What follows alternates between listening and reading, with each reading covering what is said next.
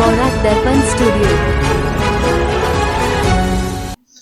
নমস্কার সুধী দর্শকবৃন্দ, YouTube studio news Barak দর্পণ চ্যানেলের পক্ষ থেকে আপনাদেরকে আবারও স্বাগত জানাচ্ছি। আজকের গুরুত্বপূর্ণ খবরের সংক্ষিপ্ত হেডলাইন। রাজ্য জুড়ে গড়ে উঠবে 14টি নতুন রাজস্ব চক্র, মুখ্যমন্ত্রীর ঘোষণা। শিলচরে 10,000 ইয়াবা ট্যাবলেট উদ্ধার, গ্রেপ্তার 2 মাদক পাচারকারী। রঙ্গিয়ায় উদ্ধার 25টি মহিষ, পাচার চক্রের 5 জন গ্রেপ্তার।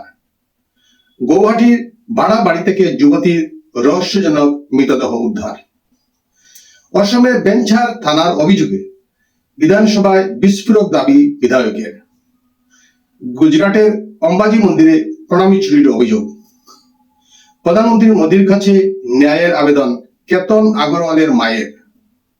মহারাষ্ট্রে বেজাল দুধ চক্রের পর্দাফাশ। ইরানের উপরাষ্ট্রদূতকে তলব ভারতের, ক্ষেপণাস্ত্র হামলায় নিহত এক ভারতীয় নাবিক।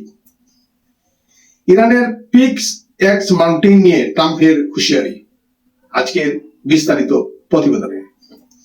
অসমে গড়ে উঠবে 14টি নতুন রাজস্ব চক্র, বিধানসভায় মুখ্যমন্ত্রী ডক্টর হিমন্ত বিশ্ব শর্মা ঘোষণা করেছেন। যেসব বিধানসভা কেন্দ্রে রাজস্ব চক্র নেই সেখানে নতুন চক্র গঠন করা হবে। প্রশাসনিক কাজ আরো সহজ ও দ্রুত করতে এই সিদ্ধান্ত।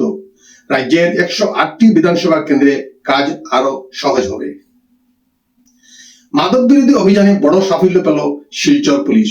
গোপন সূত্রের ভিত্তিতে কালীবাড়ি চর এলাকার মালাকার পট্টিতে অভিযান চালিয়ে 10,000 ইয়াবা ট্যাবলেট উদ্ধার করা হয়েছে, যার মোট ওজন প্রায় 1 কেজি 94 গ্রাম। এই ঘটনায় আসাদুল ইসলাম নওগাঁওয়ের জুবিয়া এবং তমিজউদ্দিন লস্কর শিলচরের বেরেঙ্গা নামে 2 ব্যক্তিকে গ্রেপ্তার করেছে পুলিশ। তদন্তে জানা গেছে তারা শিলচরে ভাড়া বাড়িতে থেকে দীর্ঘদিন ধরে মাদক ব্যবসা চালাচ্ছিল। উদ্ধার হওয়া ইয়াবা বিক্রির উদ্দেশ্যে আনা হয়েছিল বলে পুলিশের দাবি। বর্তমানে ধৃতদের জিজ্ঞাসাবাদ চলছে। অসমের রঙ্গিয়ায় পুলিশ বড়সড় অভিযান চালিয়ে 25টি মহিষ উদ্ধার করেছে। মহিষগুলো হায়দ্রাবাদ থেকে ট্রেনে রঙ্গিয়ায় আনা হয়েছিল। পরে 2টি ট্রাকে করে সোনাপুরে নিয়ে যাওয়ার পরিকল্পনা ছিল বলে জানিয়েছে পুলিশ। এই ঘটনায় উত্তরপ্রদেশের মোহাম্মদ রশিদ ও মোহাম্মদ তাহসিন, ছয়গাঁওয়ের আমিদুল আলী ও নূর ইসলাম এবং বরপেটার শাহার আলী সহ মোট 5 জনকে গ্রেপ্তার করা হয়েছে। ঘটনার তদন্ত অব্যাহত রয়েছে। গৌহাটির শিলপুকুরি এলাকায় কালী মন্দিরের কাছে একটি ভাড়া বাড়ি থেকে এক যুবতীর রহস্যজনক মৃতদেহ উদ্ধার হয়েছে। মৃতার নাম নেহা শইকিয়া। তার বাড়ি ওরাঙ্গের 2 নম্বর শইকিয়া চুবড়িতে। তিনি একটি টেনিক্স শোরুমে কর্মরত ছিলেন। ঘটনার তদন্ত শুরু করেছে পুলিশ। অসম বিধানসভায় মান্দিয়া কেন্দ্রের বিধায়ক শেরমান আলী দাবি করেছেন বরপেটার কলগাছিয়ায় একটি তথাকথিত বেঞ্ছার থানা চলছে।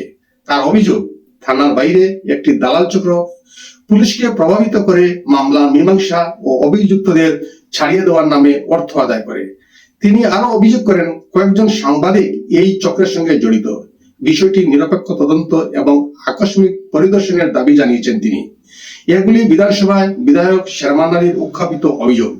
অভিযোগগুলির স্বাধীনভাবে সত্যতা এখনো যাচাই বা প্রমাণিত হয়নি। অযোধ্যা বদ্রীনাথের পর গুজরাটের অম্বাজি মন্দিরেও প্রণামী চুরির অভিযোগ। ভাইরাল সিসিটিভি ফুটেজ দান বাক্সের টাকা চুরির চেষ্টা ধরা পড়েছে বলে দাবি। মে মাসে এক আউটসোর্সিং কর্মী প্রায় 1 লক্ষ টাকা চুরির চেষ্টা করেন বলে অভিযোগ। তদন্তে আরো 2 কর্মীর জড়িত থাকার তথ্য সামনে আসে। 3 অভিযুক্তকে গ্রেপ্তার ও চাকরি থেকে বরখাস্ত করা হয়েছে। ভবিষ্যতে এমন ঘটনা রুখতে মন্দির কর্তৃপক্ষ নতুন এসওপি চালু করেছে। পুনের কেতন আগরওয়াল হত্যাকাণ্ডে ন্যায় বিচারের দাবিতে প্রধানমন্ত্রী নরেন্দ্র মোদীর কাছে আবেগঘন ইমেল পাঠিয়েছেন কেতনের মা রাখি আগরওয়ালা।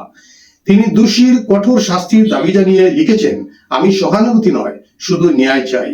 ইমেলে তিনি বলেন, ছেলের মৃত্যুর পর তার পৃথিবী ভেঙে পড়েছে এবং কেতনকে যেন আর 5টা মামলার মতো বলে না যাওয়া হয়। উল্লেখ্য, 18 জুন লোহাগড় দুর্গের একটি খাদ থেকে কেতন আগরওয়ালের মৃতদেহ উদ্ধার হয়। অভিযোগ, তার হবু স্ত্রী শিয়া এই হত্যাকাণ্ডে জড়িত। ঘটনাটি দেশ জুড়ে ব্যাপক চাঞ্চল্যের সৃষ্টি করেছে। মহারাষ্ট্রের ধরাশিব জেলার ভূম এলাকায় ডিটারজেন্ট, পাম অয়েল ও নিম্নমানের রাসায়নিক মিশিয়ে 2,30,00,000 লিটার ভেজাল দুধ তৈরির অভিযোগ উঠেছে। তদন্তে জানা গেছে আসল দুধের সঙ্গে কৃত্রিম দুধ মিশিয়ে প্রায় 9 কোটি টাকার কারবার চলছিল। পুলিশ ও খাদ্য দপ্তরের যৌথ অভিযানে 61 ব্যাগ ভেজাল গরু দুধ উদ্ধার হয়েছে। ঘটনায় 7 জনের বিরুদ্ধে মামলা দায়ের হয়েছে, তবে এখনো কেউ গ্রেপ্তার হয়নি। চিকিৎসকের সতর্কবার্তা, এ ধরনের ভেজাল দুধ কিডনি, লিভার ও পরিপাকতন্ত্রের মারাত্মক ক্ষতি করতে পারে। বিশেষ করে শিশু, বয়স্ক ও গর্ভবতী নারীদের জন্য এটি অত্যন্ত বিপজ্জনক। হরমুজ প্রণালীতে তেলবাহী 2 ট্যাঙ্কারে ইরানের ক্ষেপণাস্ত্র হামলায় এক ভারতীয় নাবিক ও আরো 6 জন আহত হওয়ার পর কড়া কূটনৈতিক পদক্ষেপ নিল ভারত।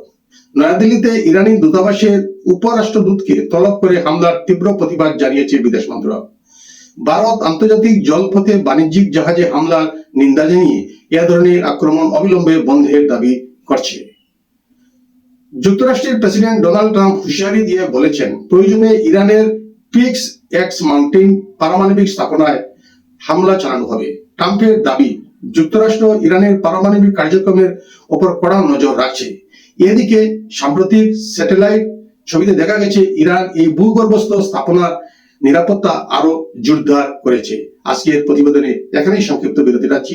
সবাইকে আবারও শুভ সন্ধ্যা জানিয়ে বিদায় নিচ্ছি। নমস্কার।